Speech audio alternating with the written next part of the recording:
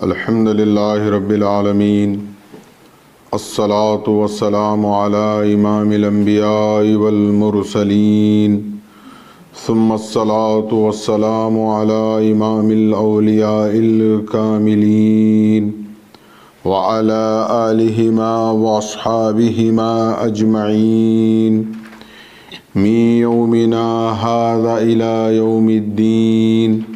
فاعوذ باللہ من الشیطان الرجیم، بسم اللہ الرحمن الرحیم۔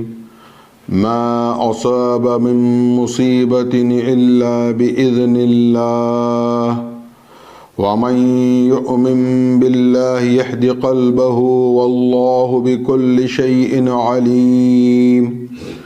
وَأَطِيعُوا اللَّهَ وَأَطِيعُوا الرَّسُولَ فَإِن تَوَلَّيْتُمْ فَإِنَّمَا عَلَى رَسُولِنَا الْبَلَاغُ الْمُبِينُ۔ اللَّهُ لَا إِلَهَ إِلَّا هُوَ وَعَلَى اللَّهِ فَلْيَتَوَكَّلِ الْمُؤْمِنُونَ۔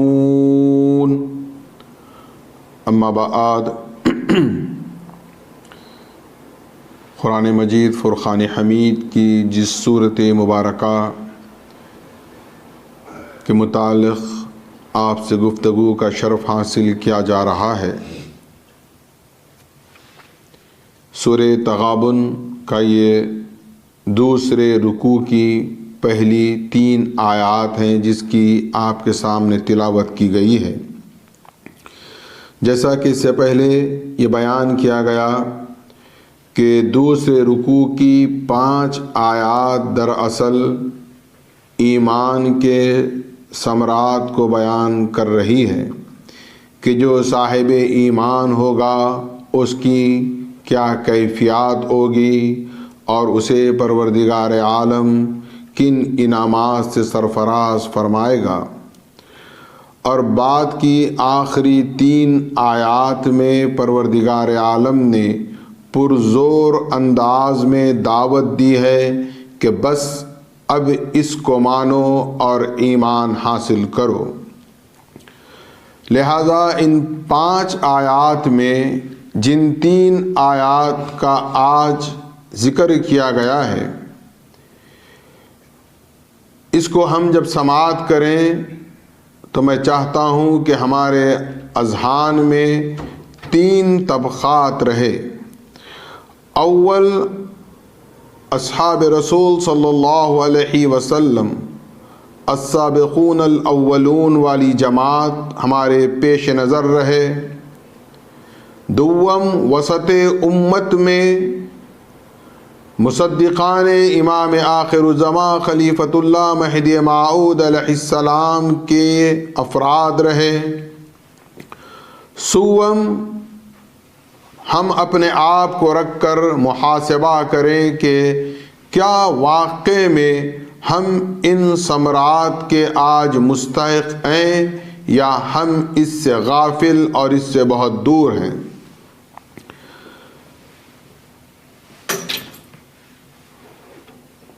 اور اللہ نے جس منظم انداز سے ترتیب دی ہے، ابتدا میں 3 آیات دلالت کرتی ہیں فرد واحد کی باطنی کیفیات و ظاہری کیفیات کے متعلق، اور 2 آیات دلالت کرتی ہیں اس کے اپنی اجتماعی زندگی پر۔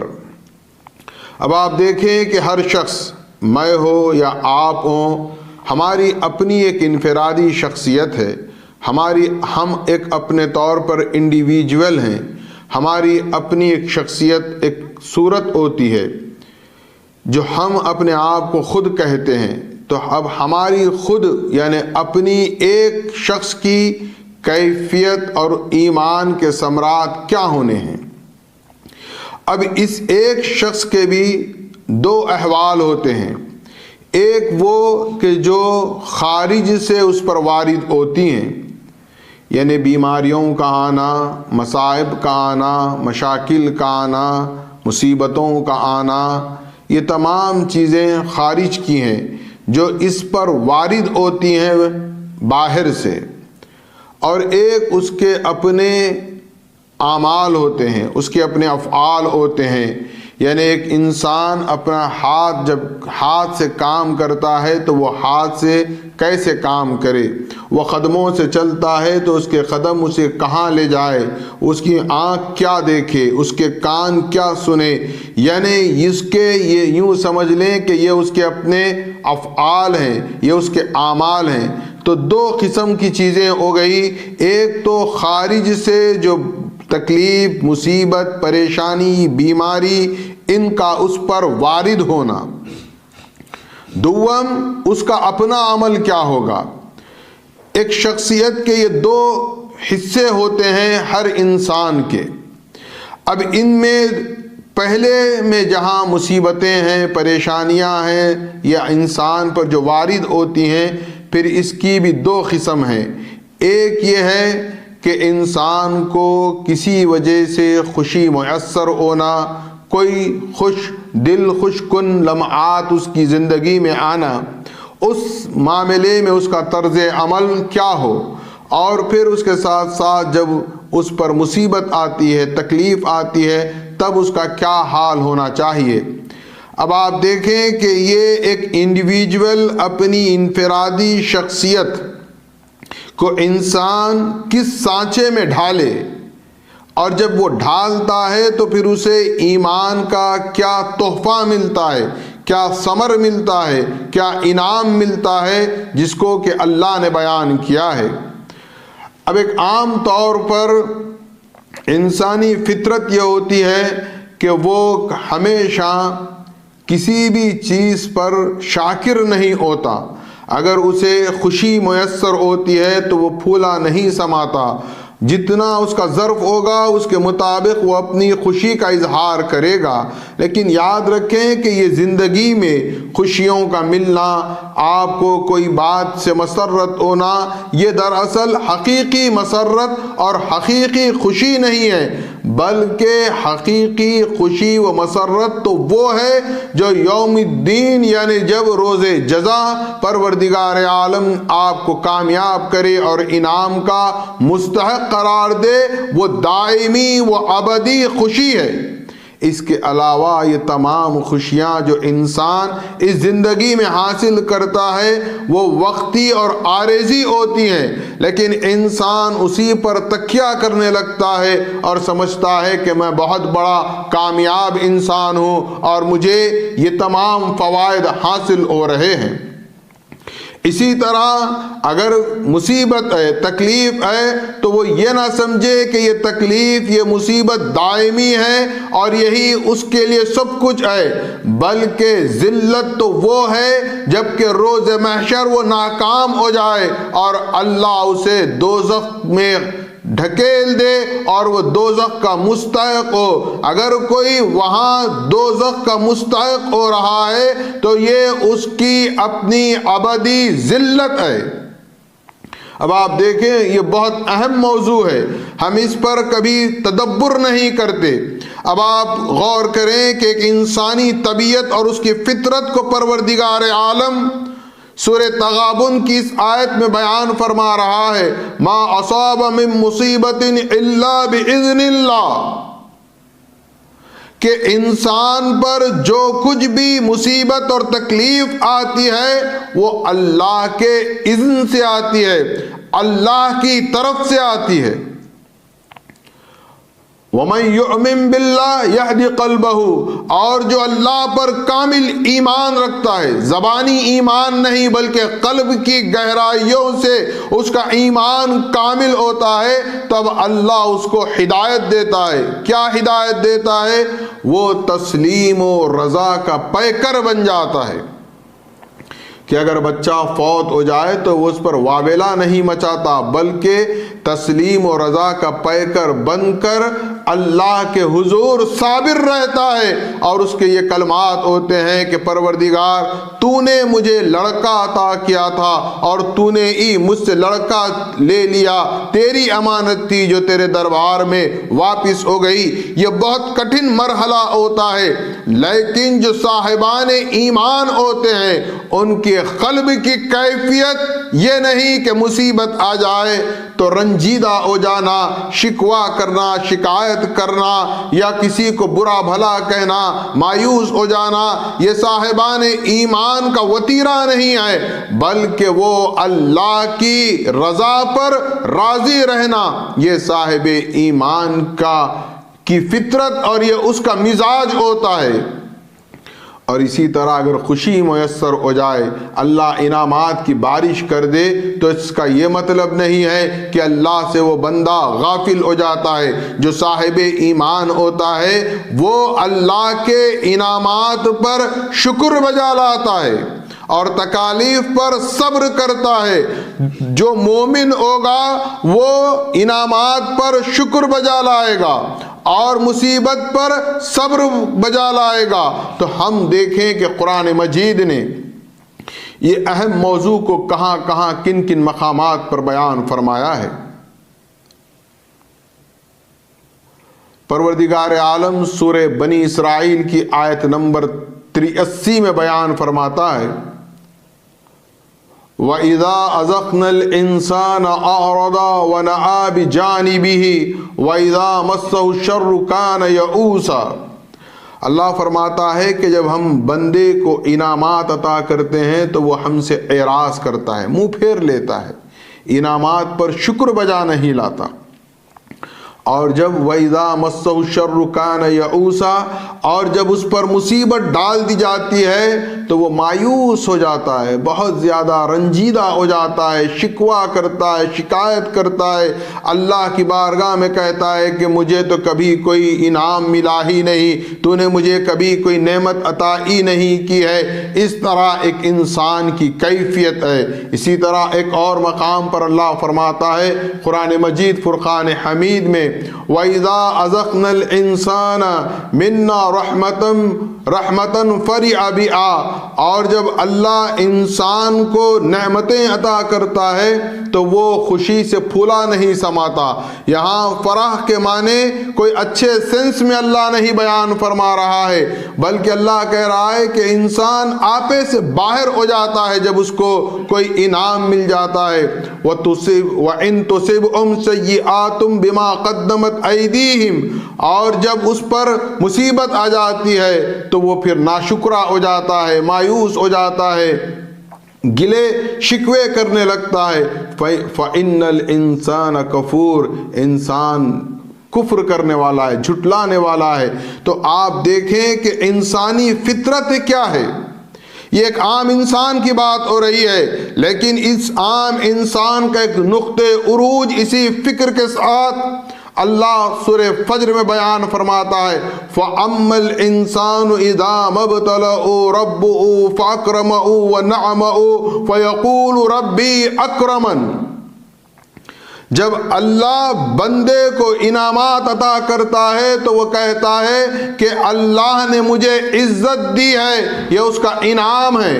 اور جب اللہ اس سے وہ انعام چھین لیتا ہے تو وہ کہتا ہے وَأَمَّا الْإِنسَانُ إِذَا مَا ابْتَلَاهُ فَقَدَرَ عَلَيْهِ رِزْقَهُ فَيَقُولُ رَبِّي أَهَانَنِ۔ وہ کہتا ہے کہ مجھے ذلت دے دی اللہ نے اور میں ذلیل و خوار ہو گیا۔ سورہ فجر کی آیت نمبر 15 اور 16 ہے۔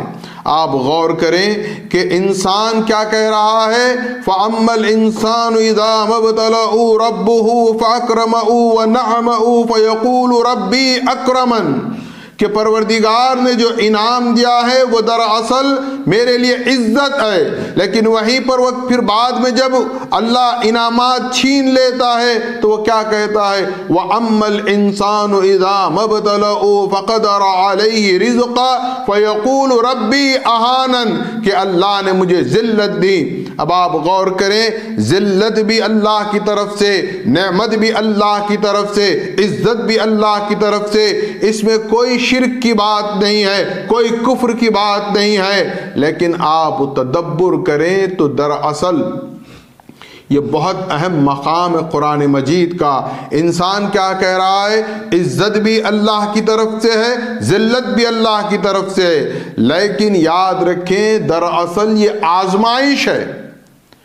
اللہ مصیبت دے کر بھی آزماتا ہے اور عزت دے کر بھی آزماتا ہے، اور وہ انسان بہت زیادہ اللہ کے قریب ہوتا ہے جو ذلیل و خوار ہوتا ہے، جو پریشان حال رہتا ہے، جو مفلس رہتا ہے، تنگ دست رہتا ہے، وہ گریہ وہ زاری کرتا ہے، اللہ کو پکارتا ہے۔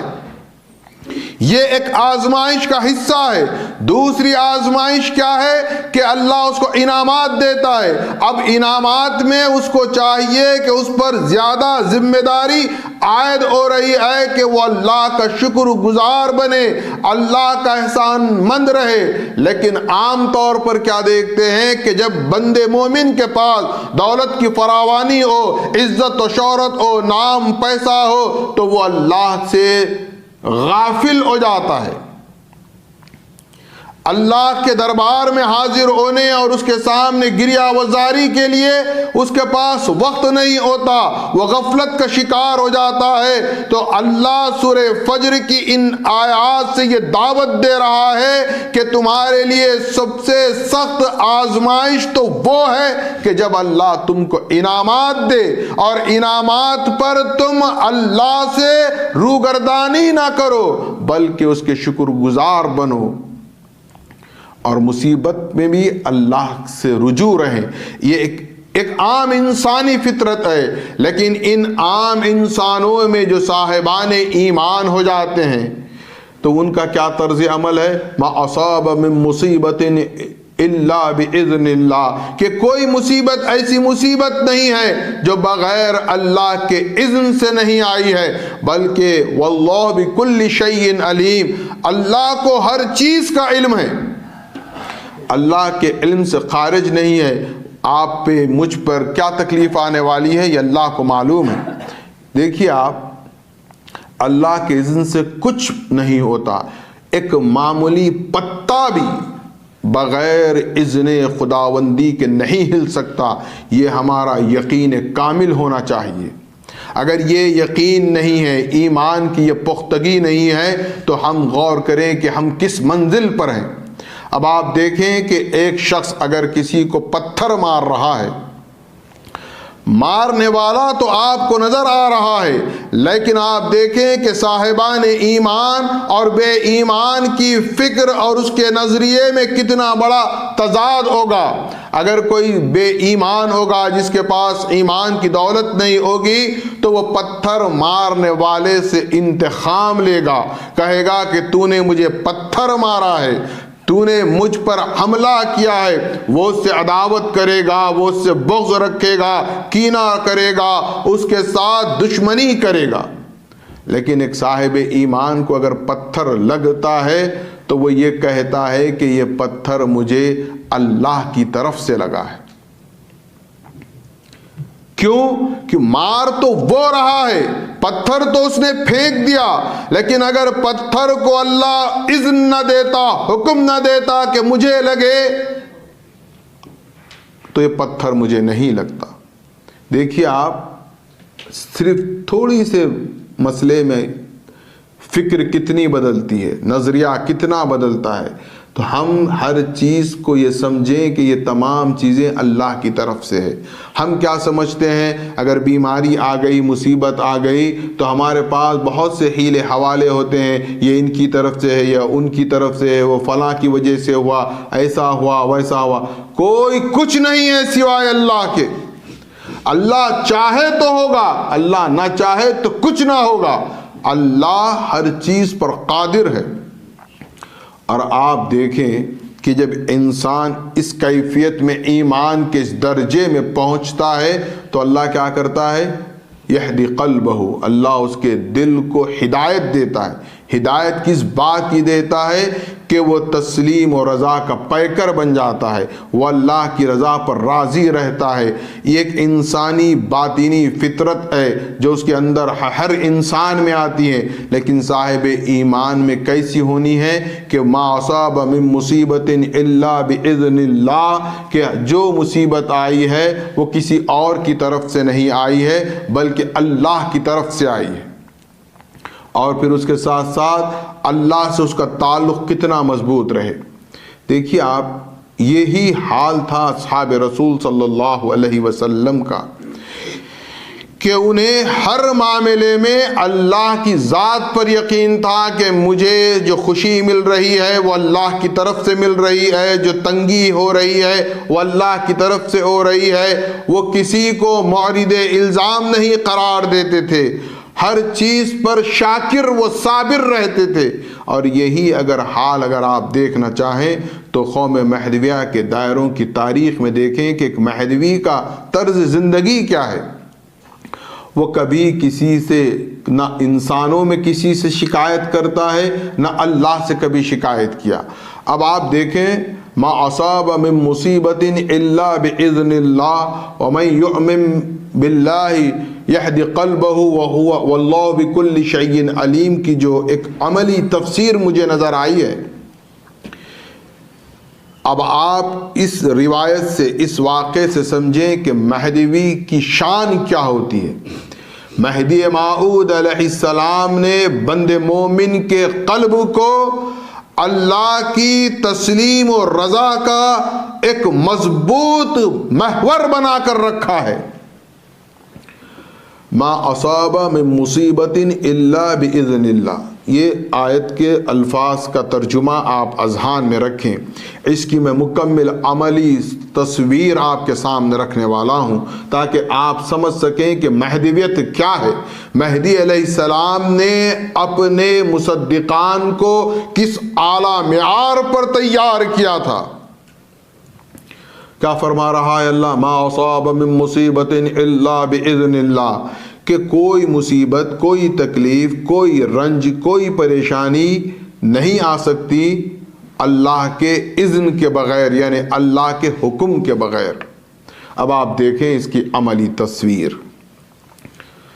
جب امیر المصدقین حضرت بندگی میراں سید محمود ثانی مہدی رضی اللہ تعالیٰ عنہ کو دشمنان حق نے قید و بند کی تکالیف سے دوچار کیا، قید میں ہیں۔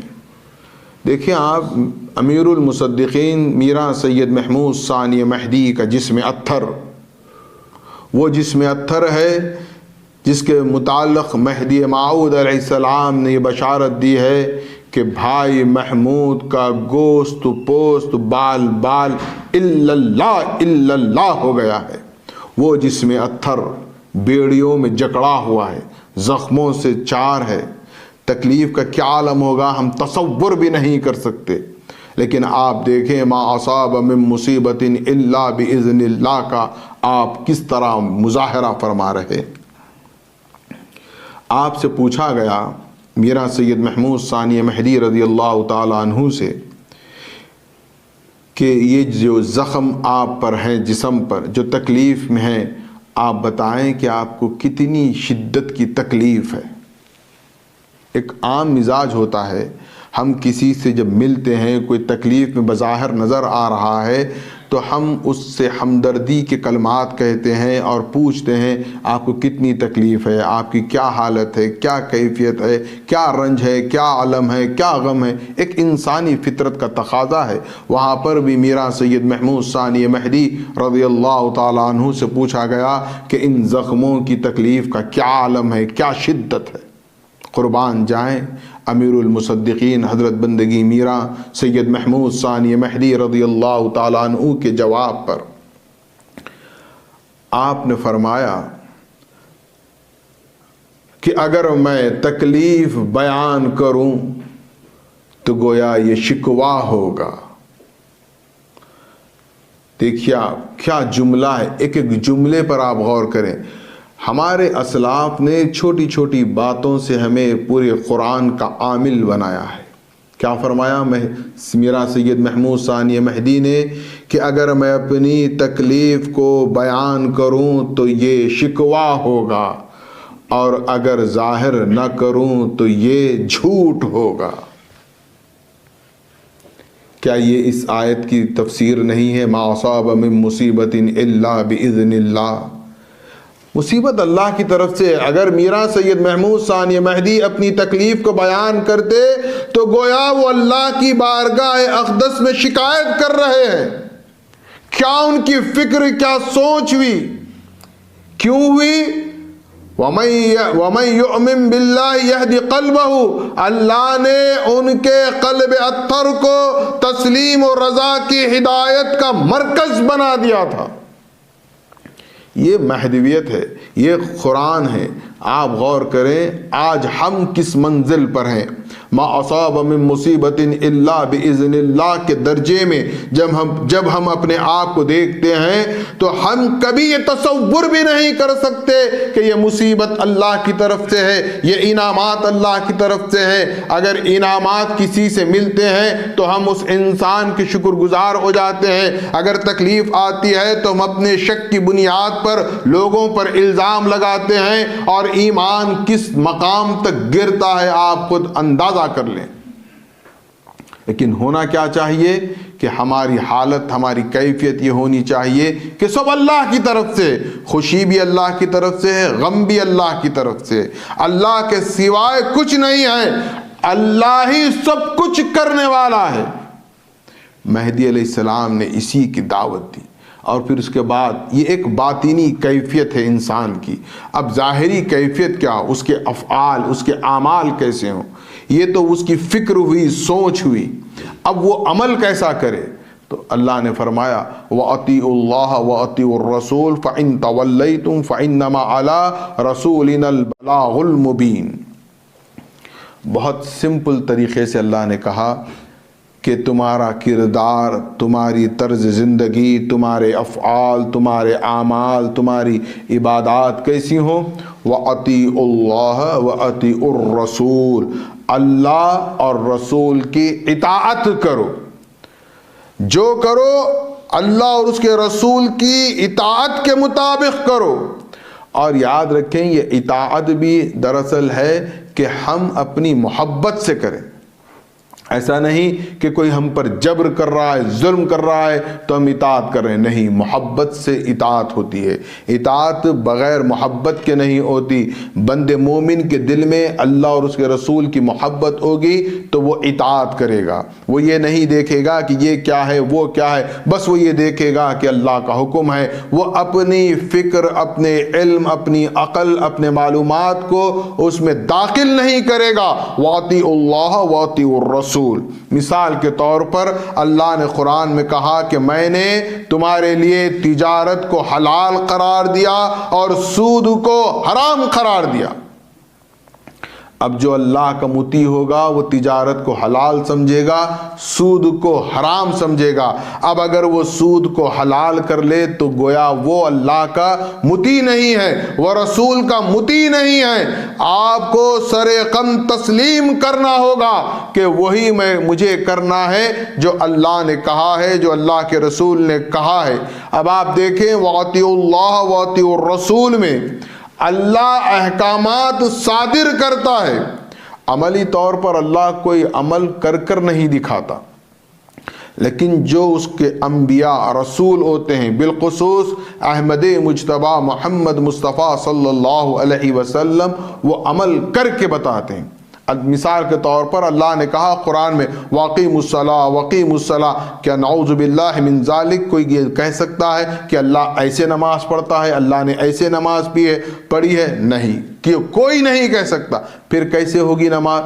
رسول اللہ نے فرمایا صلو کما رأیتمونی اصلی، نماز تم اس طرح پڑھو جیسے میں نماز پڑھتا ہوں۔ تو یہاں یہ رسول کی اطاعت ہے۔ کچھ لوگ سمجھتے ہیں کہ اللہ کافی ہے، قرآن کافی ہے، نہیں، اللہ، قرآن اور رسول تینوں چاہیے۔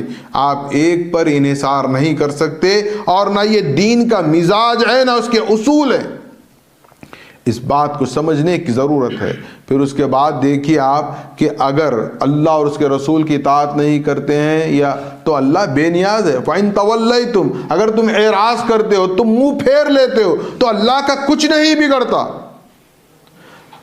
ہم ہمارے مزاج سے کیا سمجھتے ہیں کہ ہم نہیں کریں گے تو معاذ اللہ اللہ کو تکلیف ہوگی، ہرگز نہیں ہونے والی ہے۔ فَإِن تَوَلَّيْتُمْ، تم منہ پھیر لو، تم اعراض کرو، تم روگردانی کرو، اللہ کو کچھ فرق نہیں پڑتا، نہ صرف اللہ کو بلکہ فَإِنَّمَا عَلَىٰ رَسُولِنَا الْبَلَاغُ الْمُبِينُ، اور جو رسول جس نے صاف صاف تم تک دین پہنچا دیا ہے اس پر بھی اب کوئی بات واجب نہیں ہے، یعنی وہ مسئول نہیں ہے، وہ جواب دہ نہیں ہے، جواب دہ ہم ہیں، ہمیں جواب دینا ہے۔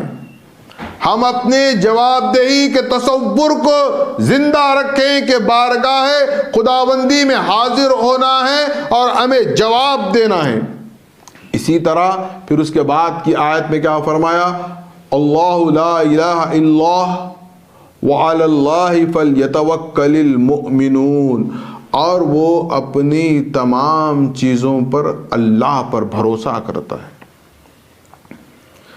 اسباب پر بھروسہ نہیں کرتا۔ یہ صاحبان ایمان کے ثمرات کو اللہ قرآن میں بیان کر رہا ہے، اور یہ 3 آیتوں میں دیکھیے آپ 3 چیزیں بیان ہو رہی ہیں۔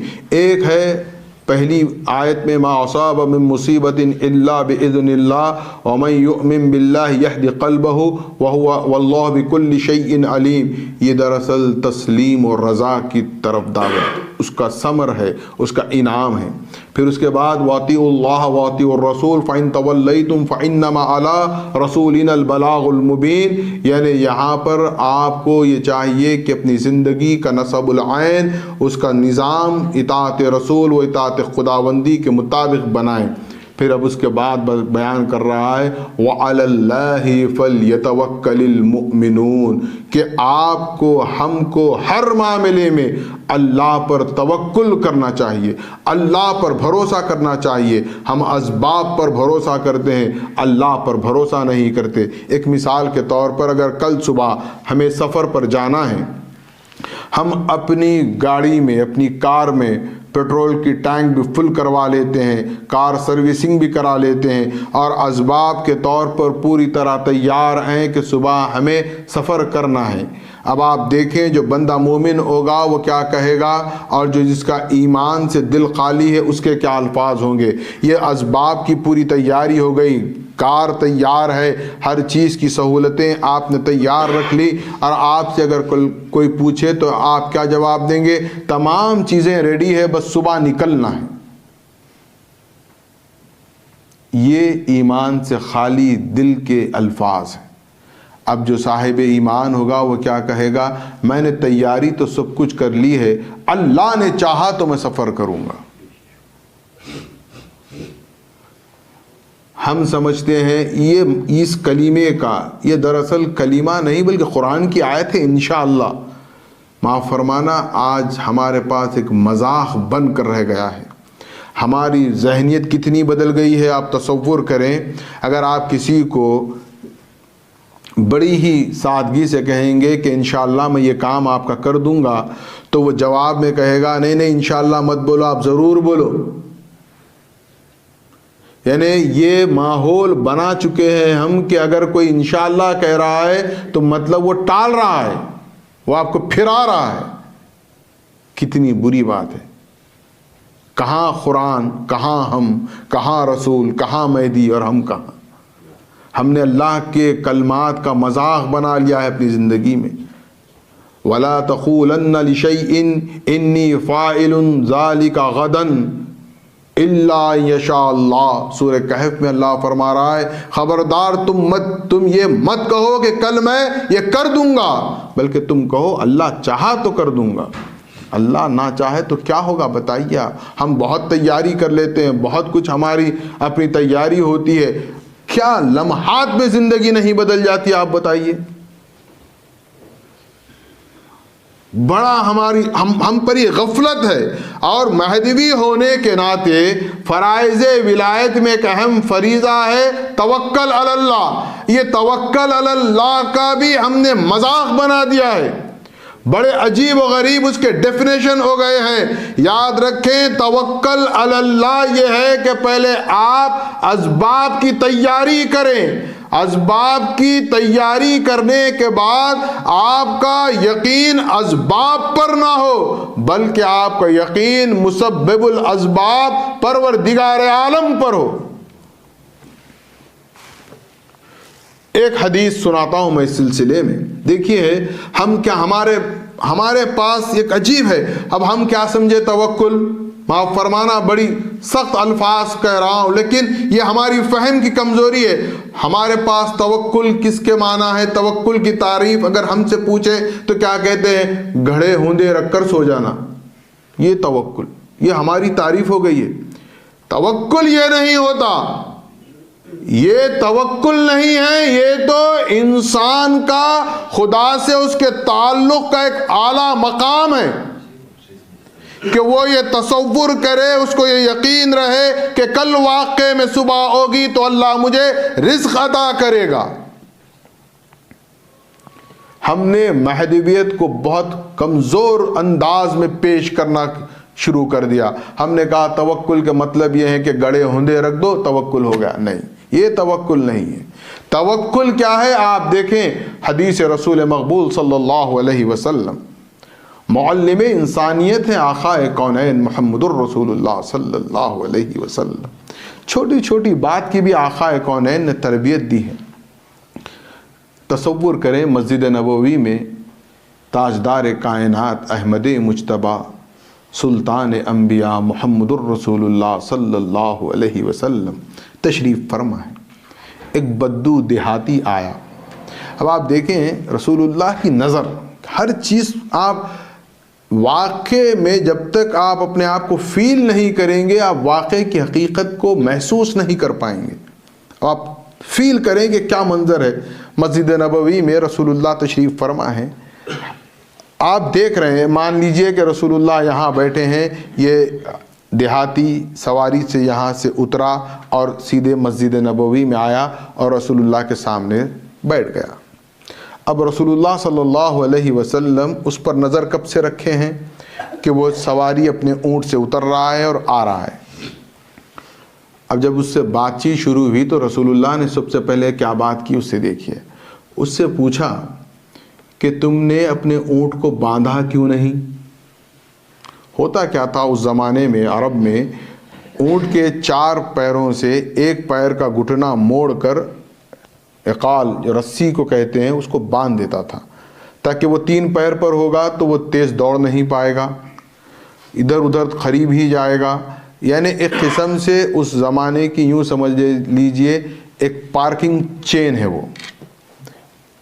اور آپ کو معلوم ہونا چاہیے یہ جو اہل عرب، یہ جو سعودی عرب کے آپ عرب کو دیکھتے ہیں جو اپنے سر کے کپڑے پر جو باندھتے ہیں اقال جس کو کہتے ہیں، یہ اقال وہی ہے۔ ہوتا کیا تھا، اونٹ کو باندھ دیے، اونٹ کو جب کھول دیے تو کہاں باندھیں گے؟ سر پہ باندھ لیتے تھے۔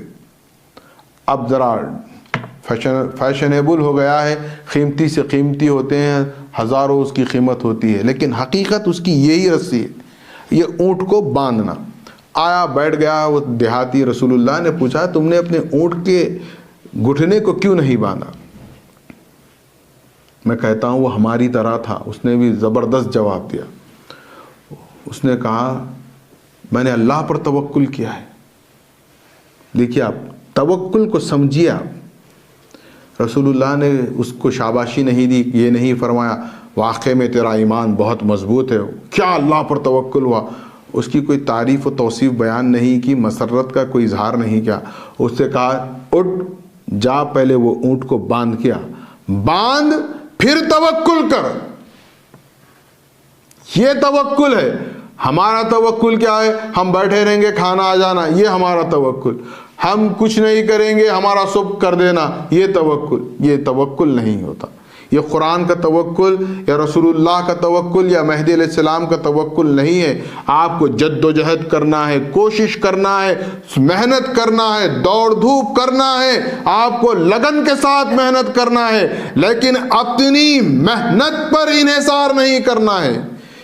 آپ کو اللہ پر توکل کرنا ہے کہ میں یہ کوشش کر رہا ہوں، میں یہ جد و جہد محنت کر رہا ہوں، لیکن عطا میری محنت سے نہیں ہے بلکہ عطا اللہ کے توکل سے ہے۔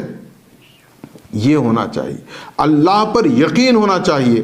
ایک آخری ایک واقعہ کہہ کر میں آج یہ گفتگو ختم کر دیتا ہوں، لیکن آنے والے جمعہ میں انشاءاللہ العزیز ان 3 آیات میں تعلیم ولایت پر میں آپ سے انشاءاللہ العزیز گفتگو کروں گا کہ یہ دراصل یہ سورہ تغابن کی یہ آیات دلالت کرتی ہیں تعلیم ولایت پر۔ یقین اللہ پر کیسے ہوتا ہے، یقین ہمارا کتنا کمزور ہے۔ میں نے کہا کہ ہم جب قرآن پڑھتے ہیں یا قرآن سنتے ہیں یا اس کی تفہیم سنتے ہیں تو 3 چیزوں کو اپنے ذہن میں رکھ کر آپ سماعت کریں۔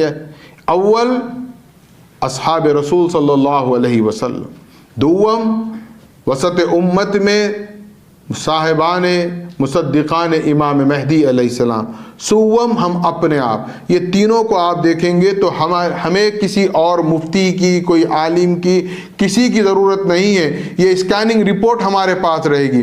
میں جتنا خود سے میں واقف ہوں، آپ مجھ سے کیا واقف؟ آپ جتنے ہیں میں اتنا ہی واقف رہوں گا جتنا میں آپ کو جانتا ہوں۔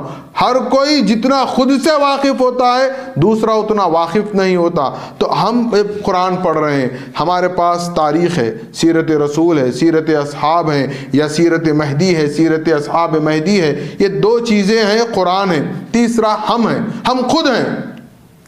اب ٹٹولے ہم کہاں ہیں، ہمارا مقام کیا ہے، ہماری منزل کیا ہے، ہمارا یقین کتنا ہے، یقین کیسا ہو؟ دیکھیے آپ، حضرت علی و حضرت فاطمہ خاتون جنت رضی اللہ تعالی عنہ اپنے مکان میں ہیں۔ حضرت علی بحیثیت شوہر، دیکھیے آپ میاں بیوی کے رشتے کو بھی آپ سمجھیے کہ یہ لوگوں نے کیسے نقوش ہمارے سامنے چھوڑے۔ سیدۃ النساء العالمین لخت جگر آقائے کونین بی بی فاطمہ سے حضرت علی نے کہا، بی بی شادی ہوا ایک عرصہ ہوا ہے، تم میرے نکاح میں ہو، میری ایک آرزو ہے۔ دیکھیے آپ، آرزو کون کہہ رہا ہے؟ شوہر کہہ رہا ہے۔ یہاں ہماری بیویوں کی آرزویں ختم نہیں ہو رہی ہیں، وہاں شوہر آرزو پوچھ رہا ہے، بی بی میری ایک آرزو ہے۔ بی بی فاطمہ نے کہا کیا میری خدمت میں میری بحیثیت بیوی جو میرا کردار ہے اس میں کیا کوئی کمی رہ گئی ہے؟ علی نے کہا نہیں، تم تو رسول کی بیٹی ہو، اس پر میں کیا کلام کروں، میری ایک آرزو ہے، وہ آرزو یہ ہے کہ آج تک تم نے مجھ سے کوئی آرزو نہیں کی۔ نہ گھر میں اناج ہے، نہ گودام ہے، نہ کوئی نوکر چاکر ہے، نہ کوئی ملازم ہے، نہ کوئی لیوش لائف ہے، کوئی چیز کی سہولت کچھ نہیں۔ وہ بی بی فاطمہ خود چکی پیستی ہے، پانی بھرتی ہے، بچوں کو سنبھالتی ہے، گھر کا پورا کام کاج کر رہی ہے، کوئی نہیں ہے، نہ زیور ہے، نہ کوئی قیمتی لباس ہے۔ یہاں تو ہر شادی میں کتنی قیمتی ساڑیاں ہوتی ہیں، آپ غور کریں ہم کہاں ہیں، وہ کہاں ہیں، کچھ نہیں ہے۔ کیا کہتے ہیں حضرت علی، بی بی میری آرزو یہ ہے کہ آج تک تم نے کوئی آرزو نہیں کی، کوئی خواہش نہیں کی۔ ایک بیوی کا مزاج ہوتا ہے شوہر سے آرزو کرتی ہے، تم نے آج تک آرزو نہیں کی۔ اب دیکھیں بی بی فاطمہ کیا جواب دے رہی ہے اپنے شوہر کو، کہتی ہے علی اللہ نے سب کچھ دے رکھا ہے، باپ دیا تو امام الانبیاء جیسا، شوہر دیا تو ابو تراب شیر خدا علی جیسا، بچے ہیں حسن و حسین جیسے، اب مجھے اور کیا چاہیے؟ گھر میں فاقے ہیں، تصور کریں، اناج نہیں ہے، روٹی کا آٹا نہیں ہے، چراغ جلانے گھر میں تیل نہیں ہے، کیا شاکرہ ہوئی وہ بی بی۔ کہتی ہے علی کیا کمی ہے، سب کچھ تو ہے، یہاں ہمارے پاس سب کچھ ہوگا تو بھی ایک رہے گا، یہ نہیں ہے، وہ نہیں ہے، یا ایسا ہے وہ ویسا ہے۔ وہ دیکھو بی بی کو، علی نے کہا یہ تو ہے بی بی، پھر بھی ایک آرزو کرو تاکہ میں بھی تو یہ سمجھوں کہ بحیثیت شوہر میں نے اپنی بیوی کی کوئی آرزو تو پوری کی ہے۔ اب انہوں نے بہت سوچا، یہ بہت اصرار کرنے لگے، یہ دیکھیے آپ میاں بیوی کے درمیان کیا گفتگو ہو رہی ہے، ہماری زندگی بالکل برعکس ہے۔ آخر میں بی بی فاطمہ نے کہا اچھا علی ایسا کرو، جب تم اتنا اصرار کر رہے ہو تو بڑے دنوں سے میری خواہش ہے، آرزو ہے، ایک انار کا کھاؤں میں، انار پھل، انار میوے کی خواہش کی بی بی فاطمہ نے۔ علی کی خوشی کی انتہا نہیں رہی، اپنے بٹوے میں دیکھا تو 1 دینار تھا۔ بازار گئے، بہت خوش تھے حضرت علی کہ آج پہلی مرتبہ میری بیوی بی بی فاطمہ نے مجھ سے کوئی خواہش کی ہے۔ دیکھیے آپ، کوئی رنگ، کوئی چین، کوئی سیٹ، کچھ نہیں، کچھ نہیں، کیا مانگا؟ انار۔ گئے علی، خوشی خوشی انار خریدے، انار لے کر آ رہے تھے، راستے میں ایک سائل آ گیا، کہنے لگا علی 2 دن سے بھوکا ہوں، کچھ کھانے کو چاہیے۔ علی نے کہا معذرت کے ساتھ بھائی 1 دینار تھا میرے پاس، وہ بھی میں خرچ کر دیا، میرے پاس کچھ نہیں ہے۔ وہ کہنے لگا نہیں علی، میں بہت بھوکا ہوں، مجھے کھانے کے لیے کچھ چاہیے۔ اب دیکھیے علی کی آزمائش۔ علی نے دیکھا ایک طرف تو کہ بی بی فاطمہ نے پہلی مرتبہ کچھ فرمائش کی ہے، وہ لے کر جا رہے ہیں، رستے میں ایک فقیر آ گیا اور وہ کہہ رہا ہے کہ میں بھوکا ہوں۔ اب علی کیا کرے؟ انار بیوی کے لیے لے جائے یا اس فقیر کو دے دے؟ علی بھی محمد الرسول اللہ کے مدرسے کے تربیت یافتہ تھے، انہوں نے توقف کیا، سوچا اور وہ انار اس فقیر کو دے دیا۔ اب بہت اپسٹ ہو گئے حضرت علی، بہت غمگین ہو گئے، ملول ہو گئے کہ اب کیا چہرہ میں فاطمہ کو دکھاؤں۔ فاطمہ کہے گی اتنا اصرار کر کے میری آرزو پوچھے، میں نے آرزو بتائی، وہ آرزو بھی پوری نہیں کرے۔ ایک عجیب کیفیات میں حضرت علی ہیں، مگر جانا تو گھر ہے۔ علی پہنچے بہت نڈھال حالت میں۔ بی بی فاطمہ نے جو علی کے تیور دیکھے، چہرے کا رنگ دیکھا، مزاج دیکھا، تو مسکرا کر کہنے لگی، دیکھیے آپ، یہ ہے بی بی فاطمہ، کہنے لگی علی ایسا معلوم ہو رہا ہے کہ انار تم لے چکے تھے، کوئی فقیر ملا تو تم صدقہ کرائے ہو۔ علی نے کہا معذرت کے ساتھ کیا کہوں، ہاں ایسا ہی کچھ ہوا۔ تو آپ نے بی بی فاطمہ نے جواب دیا علی مجھے وہ انار کھانے سے زیادہ خوشی اس بات کی ہے کہ تم نے کسی فقیر کو وہ انار صدقہ کر دیا، مجھے بہت زیادہ مسرت ہے۔ دیکھیے آپ، یہ شکوہ ہے نہ شکایت ہے۔ اب ہوا کیا، دونوں بیٹھے ہیں خاموش، نہ انار آیا گھر، نہ آرزو پوری ہوئی۔ مگر دیکھیں آپ اللہ کا نظام، اللہ پر یقین کس کو کہتے ہیں۔ تھوڑی ہی دیر میں دروازے پر دستک ہوئی، حضرت علی اٹھ کر گئے، دیکھا کہ سامنے حضرت سلمان فارسی ہیں۔ حضرت سلمان فارسی نے کہا علی یہ 9 انار ہے تمہارے لیے، یہ 9 انار ہے تمہارے لیے، محمد الرسول اللہ صلی اللہ علیہ وسلم نے بھیجا۔ اب دیکھیے یقین، علی کے یقین کو دیکھیے۔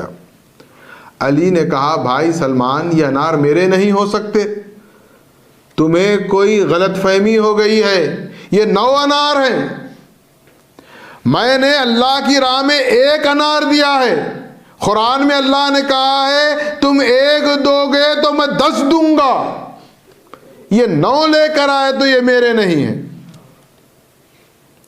سلمان فارسی نے کہا علی بہت خوب، میں تو امتحان لے رہا تھا تمہارے یقین کا، 10واں انار میرے جیب میں ہے، نکال کر انہوں نے 10 انار دے دیے۔ تو ہمیں چاہیے کہ ہم وہ یقین پیدا کریں اپنے اندر، ہم اللہ پر یقین رکھیں کہ اچھا بھی ہوگا تو اللہ کی طرف سے ہوگا، برا بھی ہوگا تو اللہ کی طرف سے ہوگا، ما اصاب من مصیبت الا باذن اللہ کی منزل پر رہیں، شکوہ شکایت، لوگوں سے رنجش، دشمنی، عداوت نہ کریں، بلکہ اگر تکلیف آتی ہے تو صابر بن جائیں، اور اگر اللہ انعامات سے سرفراز کرے تو اس کے شاکر بندے بن جائیں، اور اللہ کی دربار میں جب پہنچیں گے تو دعا کریں کہ اس روز محشر اللہ ہمیں کامیاب کرے۔ یہ دنیا کی کامیابی عارضی ہے، کامیابی ملتی بھی ہے، چھنے بھی جاتی ہے، ختم بھی ہو جاتی ہے، اور انشاءاللہ العزیز ان آیات میں جو تعلیم ولایت ہے انشاءاللہ العزیز آئندہ نشست میں گفتگو کی جائے گی، اور اس کے بعد کی جو 2 آیتیں ہیں جو انسان کی اجتماعی زندگی کس طرح ہو اس پر اللہ نے کلام کیا ہے وہ آپ کے سامنے انشاءاللہ العزیز بیان کی جائے گی۔ وآخر الدعوانا ان الحمد للہ رب العالمین۔